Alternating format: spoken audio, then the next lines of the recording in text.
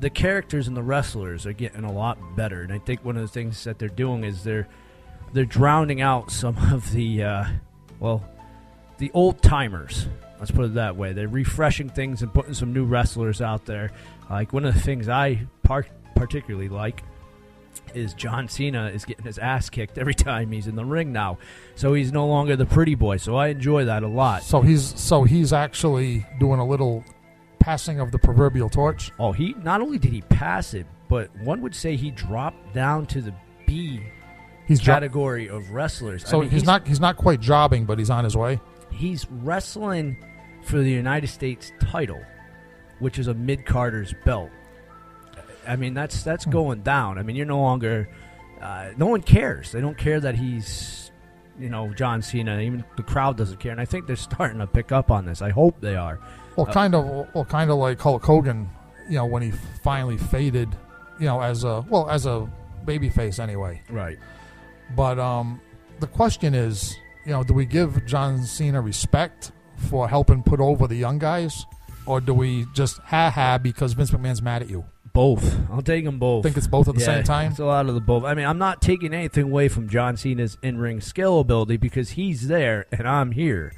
The old saying, if my in-ring skills were a lot better, I probably wouldn't be here in the Garden Hill Insane Asylum. No, insane clowns are not supposed to have good in-ring skills. All they have to do is learn how to use edged weapons. Yeah, tell that to ICP. They're the same way. Could not wrestle. They went through 3 federations. Horrible. Went out and started their own. Don't recommend watching that. Now, we're coming back, and I'm talking about great movies. I gave you a little hint for, wrestling is not that bad. So if you're an old fan, turn back into it. It's not bad. TNA is a lost cause. Don't bother with that. That's dead on arrival. That's just, it's already down. I mean, Ring of Honor's up higher than they are. And I'll tell you, Ring of Honor, in my opinion, is up a lot higher than they are. I mean, as far as I'm concerned, Ring of Honor is a good wrestling product. And it's sad, but a lot of the wrestlers will drop out of TNA, and you see them pop up on Ring of Honor. So they're taking a pay cut to go down to a lower federation. Well, yeah, because they don't feel like working for Eric Bischoff and Hulk Hogan. Yeah. I mean, Hogan's out of the picture. Hogan's he is. No longer with TNA. He hasn't been for a while. I don't know about Bischoff. I don't know if he's back scenes. I don't know. Mike, Elias, you're a bigger TNA fan than I am. You're listening. Put up there if he's still up there. Well, because my impression always was that because of the crappiness of the TNA product, I was always under the impression that it felt like and it smelled like an Eric Bischoff thing. It probably is. I mean, just it had the same garbage about it that the old WCW did. Oh, so. And speaking about garbage, and we go into this, recently the Insane Asylum had its Netflix canceled due to payments. Cheap doctors wouldn't pay for it. And the funny thing is, we had the lower priced package there that you got when you started off with. And it almost felt like they were giving us like the crappy movies. Because when we redid our contract, which it went up a couple bucks, which kind of sucked. But when we redid the contract, all of a sudden we had better movies up there that weren't on there the day before that was canceled. Interesting. Makes me think. Interesting. Well, I'll tell you that maybe there's something to that because I know the girlfriend has Netflix, and I don't know. I mean, to me, it's not worth it. I mean, the crap movies that are on there. So maybe there. I don't know. Maybe I'll suggest that to her. Maybe there is different levels of Netflix. Or did they recycle it and I just didn't see it when they shut it off? Did they take stuff down? I don't know. That's a possibility. They do upgrade it every Tuesday, but that last Tuesday I saw it was nothing but crap up there. Well, there is the strong possibility that Netflix just sucks more than all these other movie services. It could. I mean, it takes you, 3 months to get a movie on there that came out 2 months ago? So it's not that great. However, this movie that I caught wasn't bad. And I was flipping through and I saw new releases, and it's called Animal. Okay. And I don't know what the creature is. I don't know maybe someone out there watching. My wife hinted around that it might have been a Native American spirit of the woods. What do they call those? Wendigos? Wendigo, yeah, the Windwalker, though, yeah. She thought it was that. And I looked at it, tried to see if it was a werewolf or not. It had no features of either one of those. But the thing that got me made this really cool is this movie was practical. There was very little CGI inside of this. I like it already. And I sat back and said, this is awesome. I mean, this monster looks pretty cool, and it's something new. why didn't this make it into the theaters? And maybe it didn't have enough CGI in it. That's probably what it is. But the gore factor, I would definitely give this thing a 9 out of 10. It was pretty destructively gory. I mean, it wasn't throw-up gory like him crapping his pants, which, by the way, happy birthday to the man who just shit his new diaper. Yeah, our producer over here, his birthday here, and he's enlightened to crap himself every now and then. But no, it was a pretty good movie. I enjoyed it. And then there was another one, Hansel versus Gretel. Sounds like WWE. I'm sitting back saying, another Hansel Gretel movie? Like, isn't this like the fourth or fifth one up here? Right. And then I see the keywords versus. So right away I'm like, oh, okay. I mean, why not? It's up here. What am I going to lose? 2 hours of my life? I'm in an insane asylum. I have no place to go. And that's some dude with a chainsaw getting ready to come in here. So we put it on, and we see the first 5 seconds. The words Asylum Production comes up. Now, you know right away, if your fans listen to this, that Asylum is hit or miss with their movies. It's kind of like brain damage. It wasn't bad until the end.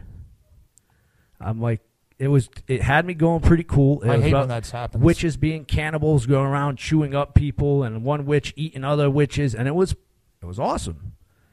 And then, lo and behold, a happy ending. I hate when an ending, and it's like the last 5 minutes of a movie destroys the whole hour and a half that went before it. And it did. And I was going to recommend that to everybody to watch it, but don't. I mean, you can, and then stop it for the last 5 minutes so it doesn't ruin your thought patterns of the movie. Well, the problem with a happy ending is usually in horror movies, the happy ending isn't justified, if you see what I mean. In other words, like, I don't mind if a movie goes along and I don't mind an occasional happy ending as long as it makes sense. But what I hate is when, the movie sets up a situation where there's no way in hell that, these people would survive or this or that would happen. And then they just stick on an ending where they do it. It's just, no. The only thing worse than a happy ending in a movie, which happy endings at a massage parlor are great, but happy endings at the end of the movie, the only thing worse than that is a dream sequence. That was the biggest lack of, I don't know what to do to finish this movie. It's going to be a dream sequence. Especially when it either starts or finishes with one. Yeah, and let me tell you something. This gentleman that we're about to play right now knows no happy endings, and he also believes in giving you nightmares in your dream sequences, and has some new material that came out in January, and I've been ignoring it because his last album wasn't that great. The next one's not that bad. So we're going to go down. We're going to listen to some Marilyn Manson, one of his new songs, Deep Six, here on Chuckles Crypt, Rhode Island Free Radio.org.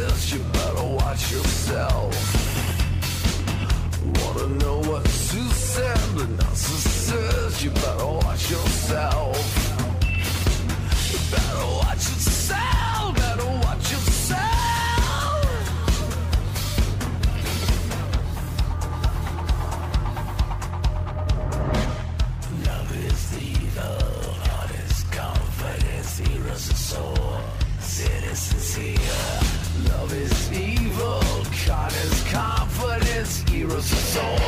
Sinister, love is evil. God is confidence, he was sore. Sinister, love is evil. God is confidence, he was sore. Sinister,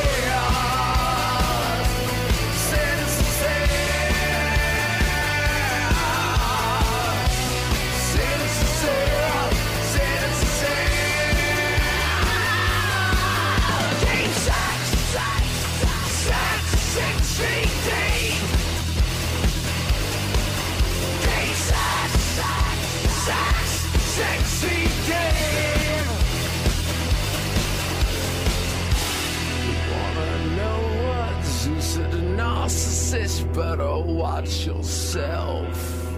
You wanna know what Zeus said to narcissist? You better watch yourself. A new song from Marilyn Manson came out in December. I know we're a little late playing it, but like I said, I really didn't care for his album before this. It wasn't really Manson, and this newer album, The Pale Emperor, he's gotten back to his old roots. I've had the pleasure of seeing this guy a couple times, and he is an outstanding performer, and he's very intelligent at getting the crowd behind him or against him. But as we would say in the entertainment world, there's no such thing as bad publicity. So whatever he's doing, he's succeeding in, very much so. I hope you guys enjoyed that. We're coming back, and we were talking about movies beforehand, but we haven't forgot that this is Masters of the Universe Part 2, and I'm not forgetting you guys, trust me. And we just started touching on the comic book series that IDW, I don't remember, did beforehand, which wasn't really that great. And then we went into how DC has kind of reinvented the wheel with these guys and reinvented the wheel real well. And the only reason I got into this, because I'll tell you this, as a fan of the series, I thought that there was no hope for this. You know, I had the figures set up in my garage, collecting, as they would call, daddy long legs, eggs all over them and everything. And I wasn't dusting them off or anything. They were there.